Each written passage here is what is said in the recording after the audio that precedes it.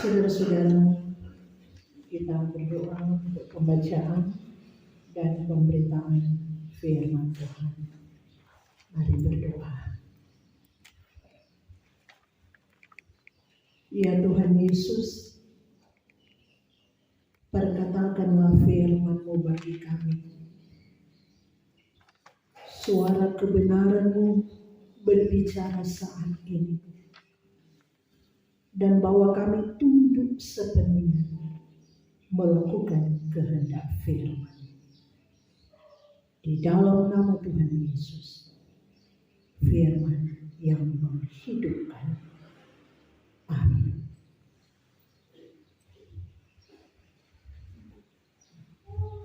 Saudara-saudara yang dikasihi Tuhan, di minggu berjalan ini kita dalam pembacaan dan perenungan dan firman Tuhan dalam 1 Petrus pasal 2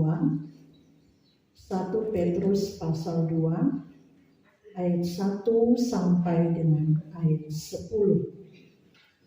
1 Petrus pasal 2 ayat 1 sampai dengan ayat 10. Begini bunyi firman Tuhan.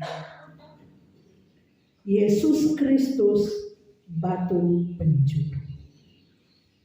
Karena itu, buanglah segala kejahatan, segala tipu muslihat, dan segala macam kemunafikan, kedengkian, dan fitnah.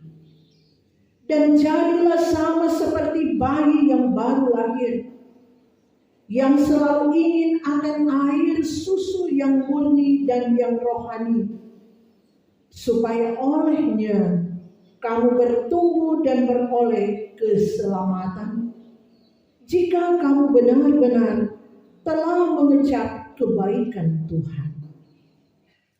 Dan datanglah kepadanya batu yang hidup itu, yang memang dibuang oleh manusia, tetapi yang dipilih dan dihormat di hadirat Allah.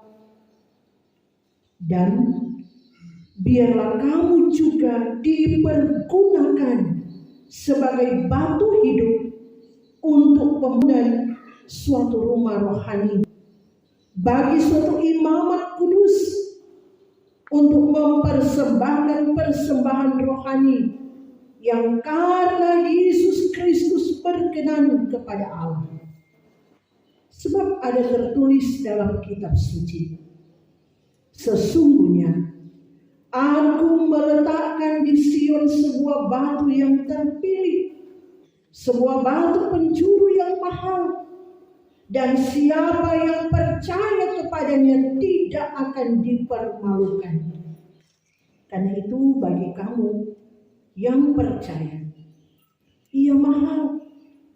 Tetapi bagi mereka yang tidak percaya, batu yang telah dibuang oleh tukang-tukang bangunan telah menjadi batu pencuri, juga telah menjadi batu sentuhan dan suatu batu sandungan.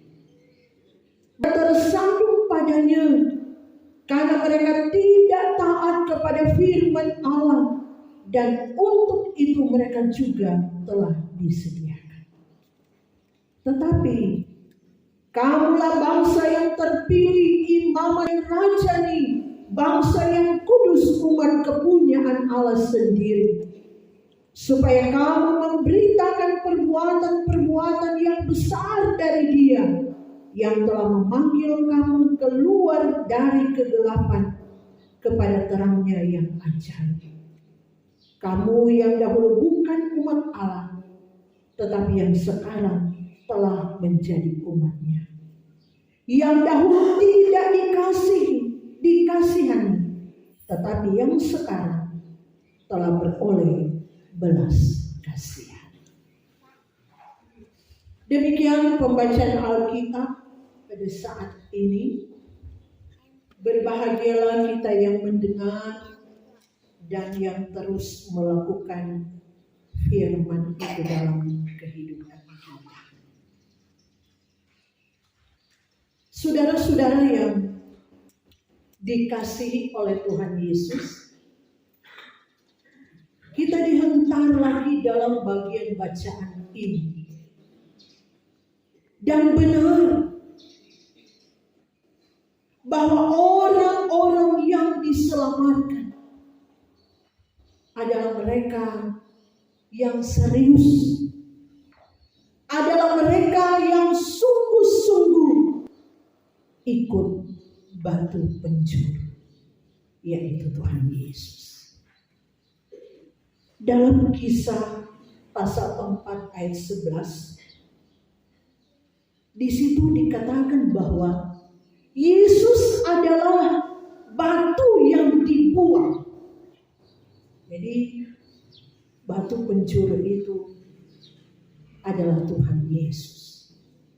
Batu yang dibuang oleh tukang-tukang bangunan, yaitu kamu sendiri. Saudara-saudara, batu pencuri itu adalah Tuhan Yesus yang dalam ayat 2 dikatakan, kamu bertumbuh dan beroleh keselamatan. Kamu bertumbuh dan beroleh keselamatan. Ayat 2 bagian B. Saudara-saudara, itu tidak mudah. Itu tidak gampang. Karena apa? Di bagian ayat 2 bagian A dikatakan bahwa kamu harus lahir baru. Jadilah sama seperti bayi yang baru lahir, yang selalu ingin akan air susu yang murni dan yang rohani. Harus lahir baru. Ini diumpamakan seperti bayi yang baru lahir, yang menginginkan air susu yang murni, tentu dari ibunya. Saudara-saudara, perumpamaan ini yang menunjuk kepada seorang bayi yang membutuhkan air susu yang murni, menuju kepada kita yang mau benar-benar hidup baru di dalam Tuhan. Bahwa dalam hidup kita butuh air susu yang murni, yang sumbernya adalah dari Tuhan Yesus. Itu menjadi sumber kehidupan kita. Sumber kehidupan orang-orang yang sungguh mau mengasihi. Sumber kehidupan dari setiap anak-anak Tuhan membutuhkan perjuangan yang berat. Membutuhkan perjuangan berat untuk kita, anak-anak Tuhan, boleh masuk ke dalam kerajaan surga. Tidak mudah. Tidak mudah. Tidak semudah dengan orang yang selalu berucap, kalau ada orang mati, kalau di postingan, di sambutan, kita bertemu di Yerusalem Baru. Tidak semudah. Tidak segampang orang mau bilang kita akan bertemu di Yerusalem Baru. Sebab kalau orang mau tanya, apa yakin masuk surga?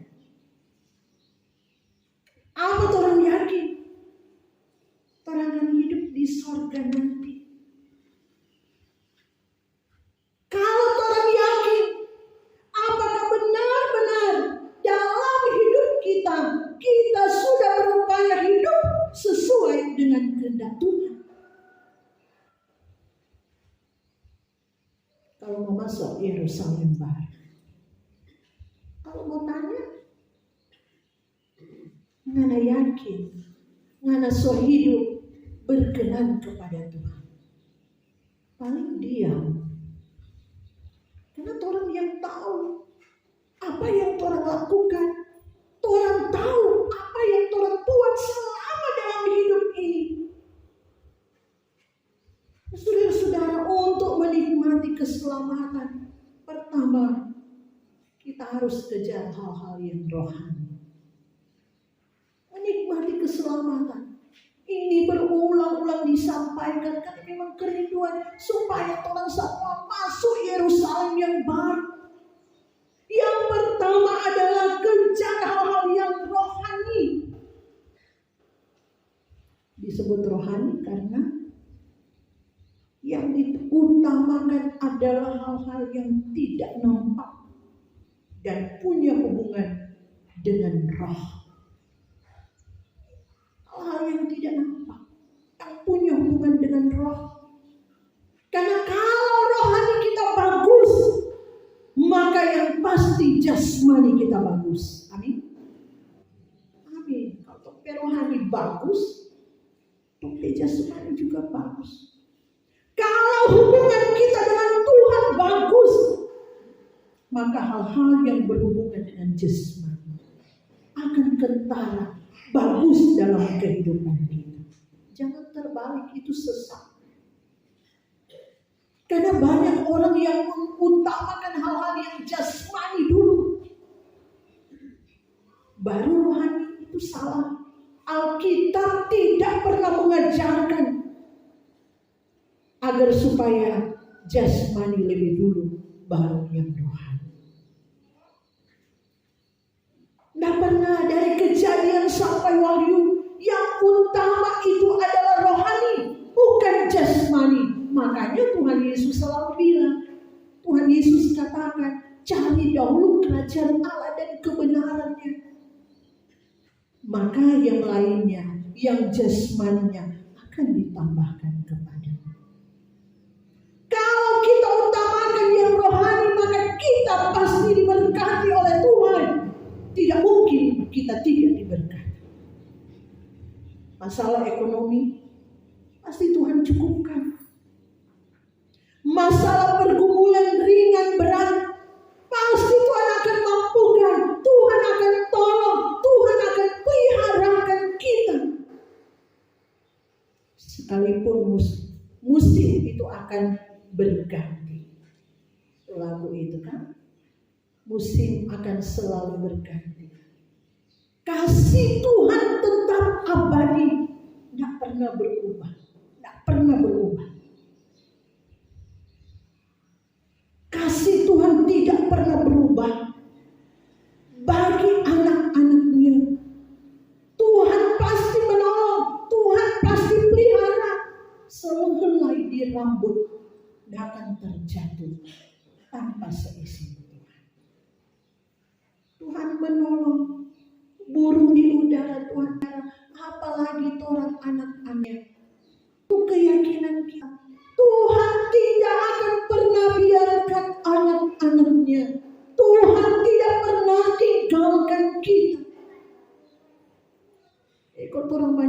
lagu tadi, musim akan selalu berganti, kasih Tuhan tetap abadi, tak akan berubah sampai selamanya. Ku tetap percaya, ku yakin Tuhan memberkati, ku yakin Tuhan melindungi. Burung di udara Tuhan pelihara, karena kasih-Nya Tuhan selalu menolongku, Tuhan selalu menolongku, selalu menjagaku, selai rambutku tak akan terjatuh tanpa seizinku. Tuhan selalu menolongku, selalu menjagaku, Dia menyanggaku dan meliharaku seumur hidupku. Ini perbuatan Tuhan. Tuhan pasti menolong anak-anaknya. Di ayat 3 dikatakan, jika kamu benar-benar telah mengejar kebaikan Tuhan. Ketika kita merasakan hadirat Tuhan tiap hari, tiap waktu kehidupan kita, walau kadang kita jatuh, walau kadang kita lemah, jatuh bangun dalam kepemirikan kita dengan Tuhan, tapi kita harus berusaha, kita harus bangkit, harus ada pembaharuan hidup dari hari ke hari. Kita jalani hidup kita, karena kalau orang selalu bersama dengan Tuhan, rohani kita akan semakin dewasa. Ya, tidak sama dengan bayi. Jadi bayi terus. Kita akan bertumbuh dan bertumbuh menjadi dewasa di dalam Tuhan. Alkitab katakan, bahasa Alkitab bilang, orang mengejar kesempurnaan. Harus, walaupun memang sulit untuk kita capai, tetapi harus berusaha. Kita mengejar kesempurnaan. Karena itu jangan pernah remehkan Tuhan. Jangan pernah. Karena kalau tiba-tiba Tuhan datang, kemudian orang tidak sempat membaharui kehidupan kita, tidak sempat bertobat, orang sadar kemarin orang sudah di api neraka. Kalau orang masih berbuat kejahatan, saudara-saudaraku yang dikasihi Tuhan, karena itu firman Tuhan selalu mengajarkan dari Kejadian sampai dengan Wahyu, seperti ayatnya yang keempat. Dan datanglah kepadanya batu yang hidup itu.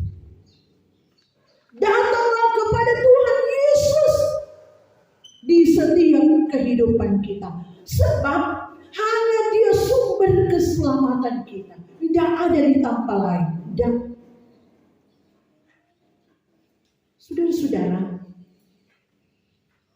di sini Yesus diumpamakan sebagai batu penjuru, sebagai batu dasar. Orang kalau membangun, dia harus meletakkan dasar. Biasa batu dasar itu, batu penjuru ada di sudut. Ketika akan memulai pembangunan, dorang mulai dari sudut. Dari batu penjuru, dari sudut itu, orang mau tarik tali, tarik benang sampai ke sudut yang sebelah. Dari sudut itu dorang tarik lagi. Jadi dia akan tetap, dasarnya akan tetap, tidak berubah. Bangunan itu akan jadi bagus. Bangunan itu akan berdiri kokoh. Yesus dikatakan sebagai batu penjuru, sebagai batu dasar dalam pembangunan kita, pembangunan kehidupan kita, rohani kita. Orang harus letakkan Yesus di atas dasar segalanya. Dia sumber keselamatan. Tidak ada di lain. Perumpamaan di Alkitab, orang mendirikan rumah di atas batu dan mendirikan rumah di atas pasir. Yang berdiri kokoh adalah rumah yang dibangun di atas batu. Sementara yang dibangun di atas dasar pasir, rumah itu akhirnya roboh, tidak tahan dengan badai. Tetapi di atas dasar batu karang yang teguh, rumah itu berdiri kokoh apapun yang datang, badai, gelombang, tantangan, ujian dan pergumulan, dia akan tetap berdiri kuat dan kokoh. Karena itu saudara-saudara, kita harus mendasarkan hidup kita hanya kepada Tuhan Yesus. Jangan bersandar kepada siapapun atau apapun, karena banyak orang ketika menghadapi berbagai pergumulan cari kekuatan di luar Tuhan, cari pertolongan di luar Tuhan Yesus, di luar batu penjuru, di luar batu dasar kehidupan kita, sehingga gagal dan pada akhirnya binasa. Nah saudara-saudara, ketika Yesus Kristus jadi dasar keselamatan kita, ayat 5 dikatakan, dan biarlah kamu juga dipergunakan sebagai batu hidup untuk pembangunan suatu rumah rohani. Biarlah kamu dipergunakan sebagai batu hidup untuk pembangunan suatu rumah rohani. Dalam arti saudara-saudara, kita hidup anak-anak Tuhan harus jadi contoh. Hidup anak-anak Tuhan harus beri teladan bagi orang lain. Tentu pertama di tengah keluarga. Bawa kehidupan kita, keluarga kita, bawa kepada Kristus. Karena kalau Kristus hidup di dalam aku, maka Tuhan dipanggil untuk menghidupkan orang lain. Itu akan kentara. Akan nampak bagi orang Kristen, orang-orang yang sungguh percaya, bagi anak-anak Tuhan, akan kentara dalam hidupnya. Karena sungguh Yesus Kristus batu hidup akan nampak dalam seluruh keberadaan kita. Karakter Kristus akan nampak dalam kehidupan anak-anak Tuhan hari lepas hari.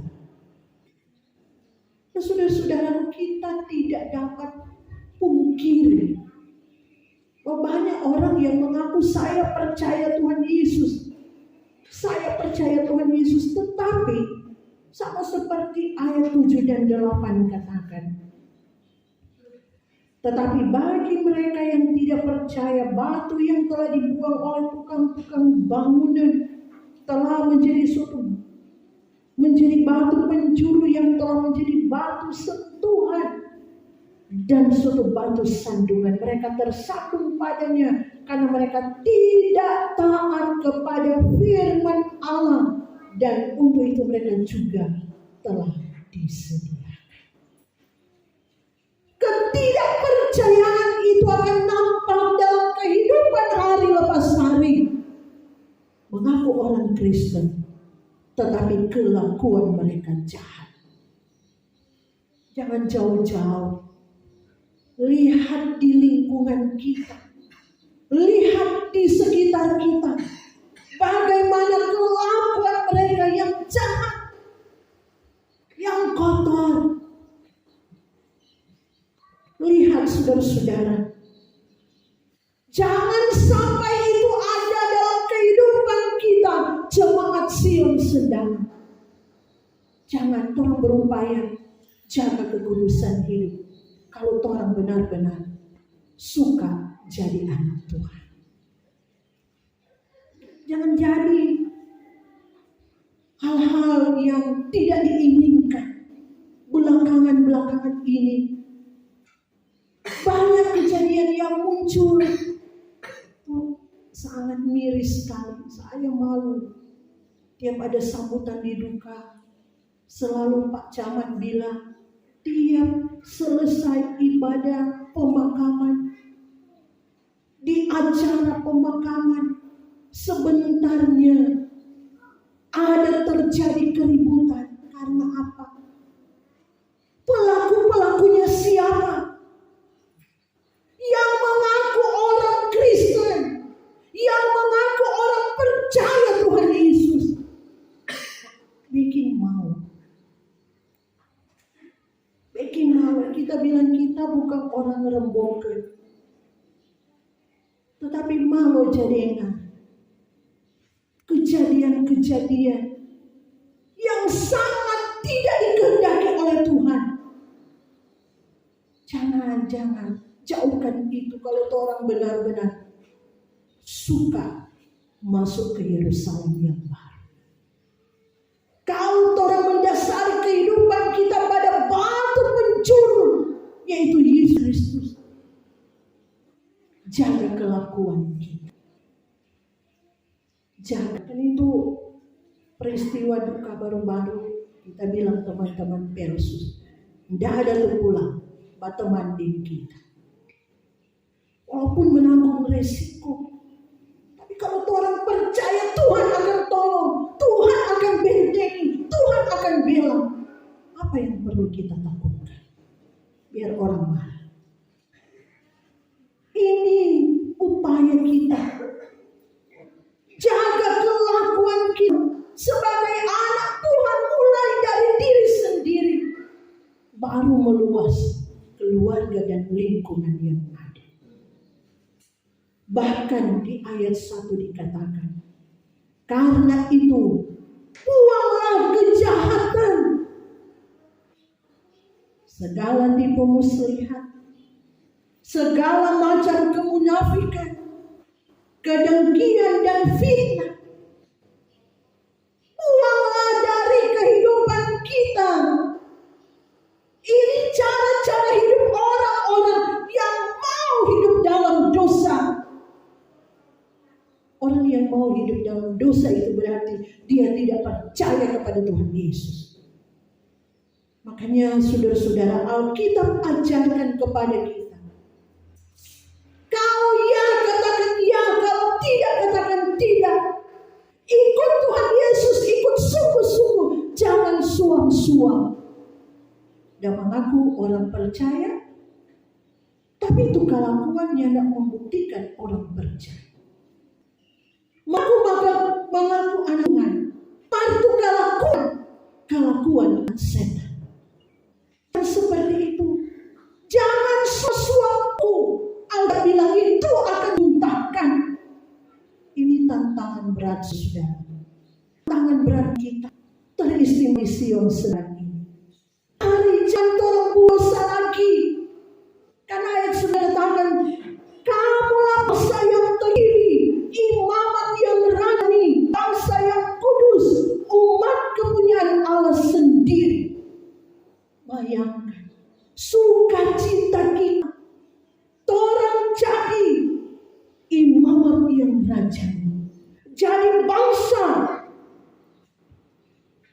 yang kudus, jadi umat kepunyaan Allah. Sungguh sukacita, orang-orang terpilih, jadi orang-orang pilihan Tuhan yang mengerjakan keselamatan, jadi imam ini berhubungan dengan Tuhan, ada di bait Allah, menjadi pemimpin rohani, menjadi bangsa yang kudus, yang dipisahkan. Kudus berarti dipisahkan dari hal yang jahat, dipisahkan. Bayangkan, dari kejahatan, keluar dari kejahatan, tidak tercemarkan oleh dunia yang jahat ini, jadi milik Tuhan dan bukan milik setan. Saudara-saudara, orang-orang yang sudah keluar dari kegelapan dan hidup dalam terang Tuhan memang susah. Memang susah. Susah jadi orang pilihan Tuhan. Susah jadi orang-orang yang hidup dengan Tuhan, berjuang bersama dengan Tuhan, hidup kudus bersama dengan Tuhan. Memang susah. Tetapi orang-orang seperti inilah yang mau dikatakan pantas berkata sampai ketemu di Yerusalem yang baru. Mereka yang memberitakan perbuatan-perbuatan besar dari Dia yang telah memanggil kamu keluar dari kegelapan kepada terang yang ajaib, telah menjadi umat milik kepunyaan Tuhan, telah ditebus oleh darah Tuhan Yesus. Karena itu jangan lagi mau jadi orang yang kelakuannya jahat. Tuhan tidak bisa ditipu dengan kata-kata yang indah. Lain kali sama Dinda bilang tadi, nanti ketemu di Yerusalem yang banyak, periksa diri. Periksa diri. Tuhan tidak bisa ditipu dengan kata-kata itu. Tapi bagaimana kehidupan kita? Kan itu saya mengajak jemaat Sion Sendangan, mari kita berjuang untuk keselamatan. Meskipun berat, meskipun susah, orang berjuang sama-sama untuk bisa dapat nikmati keselamatan kekal yang disediakan oleh Dia, batu penting kehidupan.